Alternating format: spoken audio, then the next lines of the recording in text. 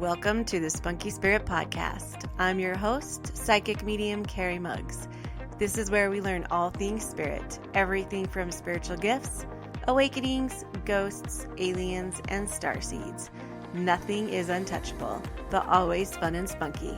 I am honored to be on this spiritual journey with you, so make sure you hit the subscribe button so you never miss an episode. Hello and welcome to this episode of Spunky Spirit. I am psychic medium Carrie Muggs. And today we are going to talk about our souls being eternal, because I get this a lot in readings, and I just want you to know that spirits will come through and say that we are eternal. So we don't ever cease to exist. Our souls are forever throughout eternity, and they are never ending. And I get this when spirits will come through for readings and they say that they're never ending and they're always around them. The reason why I kind of wanted to talk about this today is a couple of reasons, and we'll get to them as we go along. But one is because I feel like when somebody passes, a lot of times you'll hear people say it was their time, it was the best, it just, don't say those things to people who are grieving, because it was their time. It's not going to be helpful, and it's better that they were not in pain is not going to be helpful, because ultimately the person who lost their loved one wants them to be here and to be healthy. But what happens is we get this thing where after they pass, after our loved ones passed, we wonder if they're around us, or we wonder if they still exist, or we wonder if, because another thing a lot of people say is they're so busy on the other side, they don't have time to be with you all the time. And another thing that's said too is if they are allowed to come see you, they will. I don't believe these two things, because first off, I feel like we have free agency no matter where we're at, or we have free will no matter where we're at, whether on this side on the earth or on the other side. I feel like we always have free agency. I do know or feel like when spirits come through, they cannot mess with your blueprint or the blueprint that you made before you got here. If you have certain things that are on that blueprint that you want to experience, they cannot mess with that. Now, whether or not you wanted to experience hard things or easy things, I don't want to get into detail of that, because I don't want to ever tell somebody that their hardships are their own thing, or on their own purpose, or they wanted that on the other side, because there's things on this earth that happen that we would never in a million years think that we would ever want. So I'm not going to say that, but they cannot get involved or do anything that would hinder our journey or our experience that we wanted on earth, anything that has to do with our blueprint. But they can and will be around us a lot to help us. Now, you have to remember, a soul isn't like a body. So a soul it's going to be at a frequency. It's going to be it's just a higher vibration. And they can be at multiple places at the same time. They don't have to be with just you or just their kid or just their mom. They can be like 10% here and 10% there and 20% with someone who needs them at that time. So I know it's hard to explain, but that's what they say. They can be with lots of different people at the same time. In fact, they'll come through in readings and they like to tell me who else they're with, or they're with your sister because she's going through this, or they're with your brother because they're doing this, or they're with their children and they're doing this. They like to come through and tell me that kind of stuff, because it lets you know what else they're doing on the other side.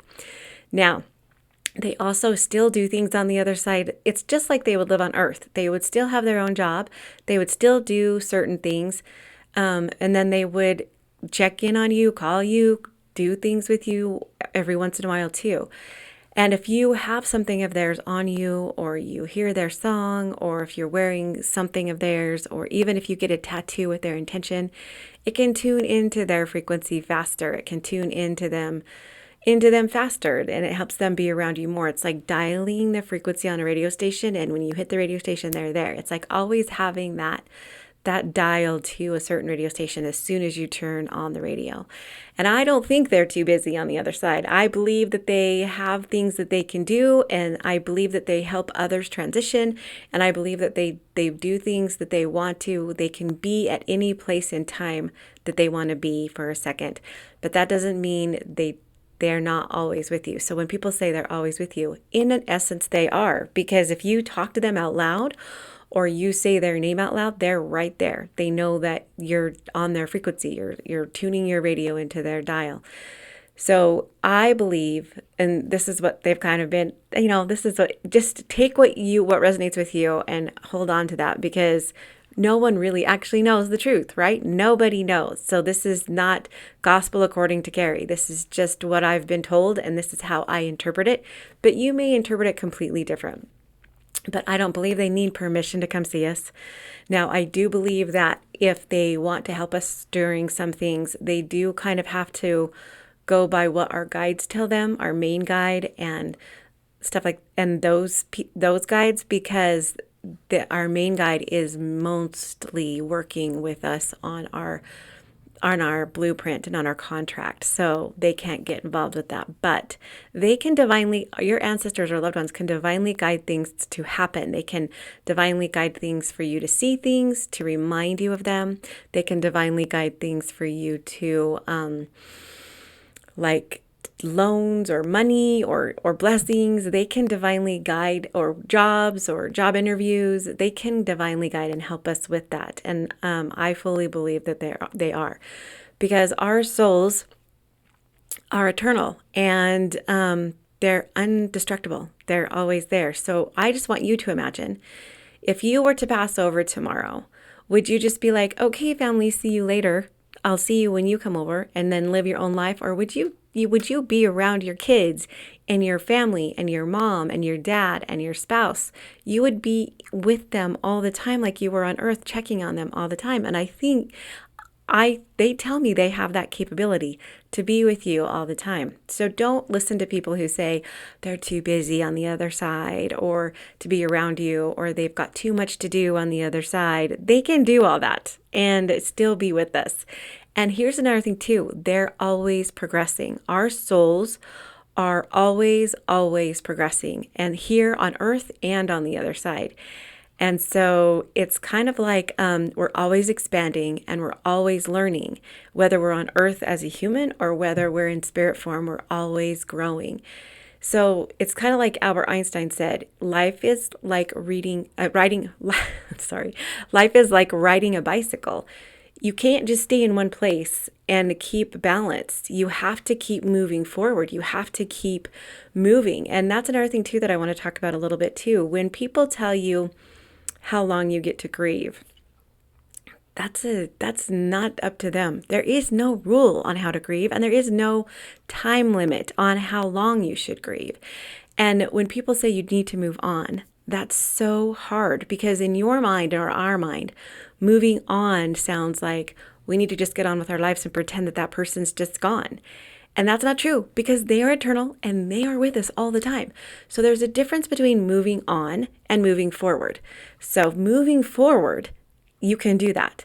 You're on the same bicycle, you just move forward. It's not like you have to pretend that person didn't exist or life goes on without them, because their soul still exists. So you just have to get on the bike after you fall down, and you have to pedal and move forward, not move on. It's not like when you're getting on that bike, you're leaving that loved one there at the spot that you fell down.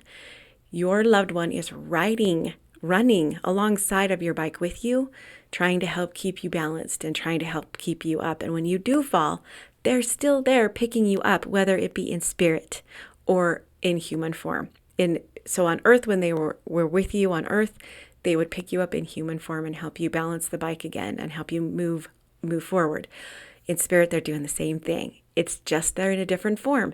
So I don't want you to think that when they pass, they're gone. They're gone forever, or you can't ever see them again. Maybe on this earth, you can't see them in their body, but you're going to be able to have experiences with their soul, because they don't stop existing, and you are not It's not like they get to the other side and say, oh, well, that was a great life. Now I'm going to move on. They don't move. They move forward too. Moving on is different, completely different than moving forward. And so when they move forward, they still surround us. They still help us ride that bike, and they still love us, and they're still with us, and they know the things that we're going through. They're not too busy, and they're not around. They can be with, and they don't have to have permission to be with us. Now, they do have to have permission, again, if they want to get involved in our soul contract, and if the outcome is going to be not what we want to experience. So that's, hopefully that kind of helps a little bit too. But I just want you to realize that we are always expanding as a soul, always on earth. And then when we pass over, we're going to expand. And so they are also growing on the other side. Not only can they grow with you, but they help you grow. And that, because especially if you're part of their soul family, if you guys are, and you'll know, you know, it's like soulmates, soul families. They're connected, and they're always like, it's kind of like, I always liken it to a Saturday Night Live sitcom. At the beginning, you get up, you tell everybody hi, you do your monologue, and then you go throughout the different scenarios of the skits, and then at the end, your whole family comes together again and says, this is what I did in this skit, and this is what I did in this skit. And so it's kind of like a reunion of some sorts. So, and I don't want to get into like reincarnation and everything, because that gets a little bit more difficult, but just all you have to know is that your loved one is still in spirit and still available to you. And if you go to a reader and they say that person has been reincarnated into this person, all you need to know, don't let it confuse you, don't let it freak you out. All you need to know is that your loved one's spirit still exists, and is still watching over you. Even if somebody tells you they've reincarnated some into another family member, you just trust your gut on that. It's not that it can't happen. It's just that your loved one's spirit is always eternal. That spirit is eternal. So they're still watching over you. They're still guiding and directing you. They're still trying to keep you balanced on that bike. They're still trying to help you pedal and keep moving. So they help us with all of our experiences. They help us with our blueprints. They help us with anything they try and let us know we're around. The problem is sometimes we get so deep in our grief that we don't see the signs around us, and we just see a penny on the floor as a penny on the floor. But if you start watching and start noticing more, you're going to start being able to see it more, because then they think it's like awesome that you can understand, or you can see them, or that you know that they're trying to talk to you. Because I want you to imagine again that you're on the other side and you're trying to talk to one of your family members and they just can't hear you, or they're just not aware. And all of a sudden you're like, okay, I'm going to move this penny right in front of them. And they see it and they're like, oh my gosh. And you would be so excited, right? So just be aware of what's going on.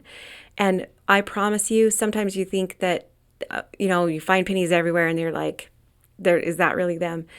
I promise you that it is. And, just notice too what you're thinking, or if something happened that day, and validate that if they're trying to validate that something else that happened that day is really them, or they're validating that they're there.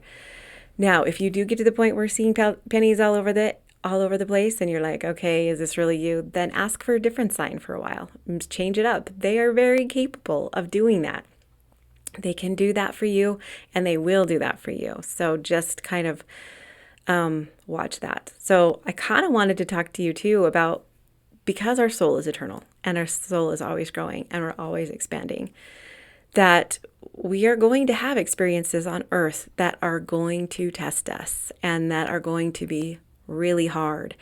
And that is what we're here for on this earth. And the thing that I want you to remember, though, is that these things, these trials and tribulations that we're going through, they are not punishments from the universe. They are not punishments from God. They're not because you did something wrong. Now, karma is a very universal law. Karma is a universal law. Karma it's not a revengeful law. It's just very universal, and it is true. You get what you put out there. So if you had an experience when you were younger and you did something, then it can come back to you eventually. But if you're going through a trial like cancer or a sickness, you are not being punished by God. You haven't done anything wrong. I remember I had a friend that we were going on a walk, and she thought that she lost her baby as a form of punishment. And there is no way that you are being punished in any way by God. It's just that sometimes we have these trials and these tribulations on earth, and how we react to them it's not even a test, really. Like, some people even think that these things are tests and we have to like test how we get through them. And it's not a punishment, and it's not a test. It is, however, an experience. We experience these things and we feel these emotions, because emotions are the biggest things that we have to learn how to understand and control on earth. So on earth, our emotions on our radio frequency are like at a high volume, like volume 10. When on the spirit realm, we see a different perspective of things. We see things differently, and we don't let our emotions control us, or we don't make decisions based on our emotions. Our emotions are more in a volume 2 on that frequency. So we still feel them a little bit and understand them, but not near the extent we do on earth.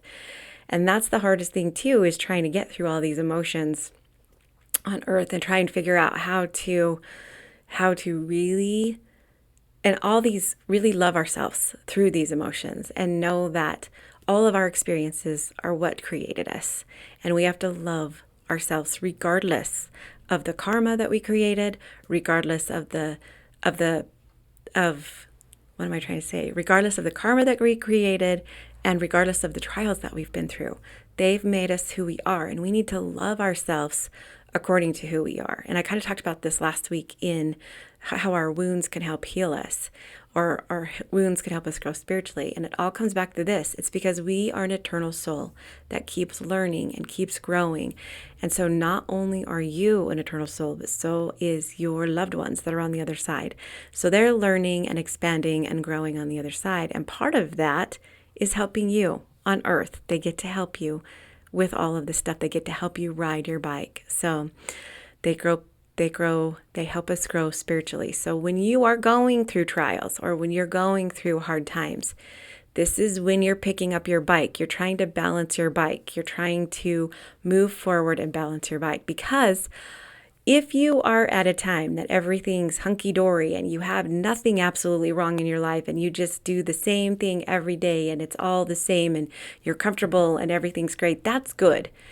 You're either in a rest moment or you're in a stagnant moment. And we don't grow in a stagnant moment. We can grow in a rest moment. If we put in the work and we do the things that we want to, and we try and manifest those things, then there can be rest times. And during those rest times, the momentum just can pick up, and the rest time is when it can just like explode. And I've had that happen lots of times.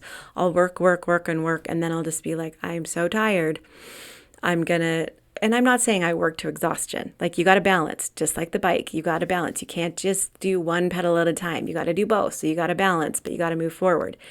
And there are times when you've got to stop the bike and rest, and you can rest. But when you're just like riding your bike super slow and just taking your time, and you just like the way things are, that can be a restful time too. But if you are stagnant and you're not moving, and you stop your bike and you try and balance, that doesn't work. And so you've got to keep moving forward. So you aren't learning if you're in a stagnant motion. And there's a difference between stagnant and there's a difference between stagnant and resting. Resting is, like I just said, when you're just resting, but stagnant is when you just kind of don't have any goals, and you don't want to expand, and you don't want to experience anything, and you just want to live your life, and that's okay too, because sometimes our life here is to just be, sometimes somebody, I remember in Medium one time saying that sometimes when we pick a life on earth, it's just a relaxing one. But if you want your soul to grow and you want to keep expanding, then you've got to keep moving. You've got to, even if it's just tiny movements, even if it's just one day, if your goal is something and you just keep moving forward that one little tiny thing a day, it just helps you grow. So if you are in a part of your life that's trying and tribulations, and just know that you're growing. Just know that it's part of your soul growth. It's part of who makes you who you are, and it's part of life. It's part of what we go through. But in no way are you being punished. And in no way is your loved one in spirit mad at you. They see the whole perspective. They can be frustrated about the way things play out in life, or if somebody treats you bad, they can be frustrated about that, but they see the big perspective. They see the whole picture. They know why that is happening. They know if someone treats you bad, they know why that person's treating you bad, because they see the backstory of that person. If anything that's going on, you have to remember, they're not third dimensional like us. They can see why that person is doing what they do. So they are rarely upset or mad on the other side. In fact, most spirits that I've ever dealt with have ever wanted to come through and apologize for things, or just let them know that they're helping. So if you are going through some trials right now, I want you to know, keep pedaling, keep riding that bike. In fact, that pedaling bike thing that I gave you, Our Souls Much Like, is written by Albert. Life is like riding a bicycle. To keep your balance, you must keep moving. That is a quote by Albert Einstein. So, and I love it, because when you're in growing and when you're expanding, you continue to move. You're always moving. And when you're resting, you can continue to expand. But when you're just kind of sitting in fear and not moving forward, then that's when the growth stops. And that's when you get sad. And that's when you don't feel like you contribute, or you don't feel like you can be you. And that's when you don't feel like you're yourself authentically.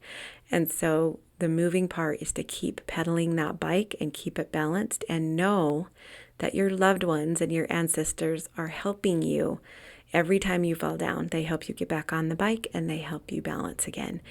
And they're behind you, running next to the bike. They're not in the distance watching you from afar from the time that they passed. They're running right next to you on the bike. Just like when you see those videos of a parent helping a child learn how to ride a bike, and then they take the training wheels off and the parent runs as fast as they can next to him. I promise you, that's what your loved ones are doing. They are just waiting for you to come home. And so, but you still have things to do. You still have bikes to ride, and you still have lots of different bikes to ride and different places to take your bike. So now all you need to do is just decide where you want to take that bike and where you want to go, and move towards that. Where do you want to pedal your bike to next? And is it time to rest? Then stop the bike and put your feet down and rest for a minute. But don't get off the bike unless you fall off the bike, and then spirits can help you get back on. So I hope that helps you guys. I just want you to know that you are no way being punished, and your loved ones on the other side don't hate you, and they're not mad at you. They know that you love them. They know that you think about them all the time. We are eternal. Our souls are eternal. And I can't even, you could just take my word for it, but I just know at the bottom of my heart that we are eternal. And I know that your loved ones are watching over you, and I know you're going to see them again. And I know they're not too busy on the other side. They are riding right next to you. They're running right next to you while you're riding this bike. Whether you fall or move on, or even if you're stagnant, they're still with you. But the goal is to keep riding and keep riding that bike. So I love you guys so much. I'm trying to think of what's coming up. I can't think of anything because I've been so busy with this move and everything's been working out. So we're done with the move. But I'm right in the middle of Spirit Circles this month. And I know I keep saying this, but I am going to do group readings. I just have to figure out how that's going to work in my schedule. Like, do I have to add another day to my reading schedule? Do I do them on the weekends? I have to figure out which works best for my schedule, so I don't ride my bike too fast and get too tired. So group readings are coming, retreats are coming. lots of different things are coming. So I'm really excited, and this year's going to be awesome. And I know I always say that, but this year I can do it because the tumor is gone. It's completely healthy. It's awesome, and I have tons of energy, and I know Spirit is 100% behind me saying, let's do this. I know that that's why we caught the tumor when we did last year, right at the end of the year, because this year is going to be, and then the new space came, and Spirit just keeps saying, we're doing this, because Spirit is riding my bike, helping me ride my bike. They're right next to me saying, you got this, and they're cheering me on. So there we go, and it's coming. So watch for merchandise too. Got merchandise coming, all the things that are awesome, because I love you guys, and I just owe you so much. And so I will, next week I have an awesome interview that I'm doing with someone who I adore. One of my favorite mentors. I'm going to be doing an interview with him, and it's going to be amazing. So stay tuned for next week. I love you guys so much, and I will see you next week.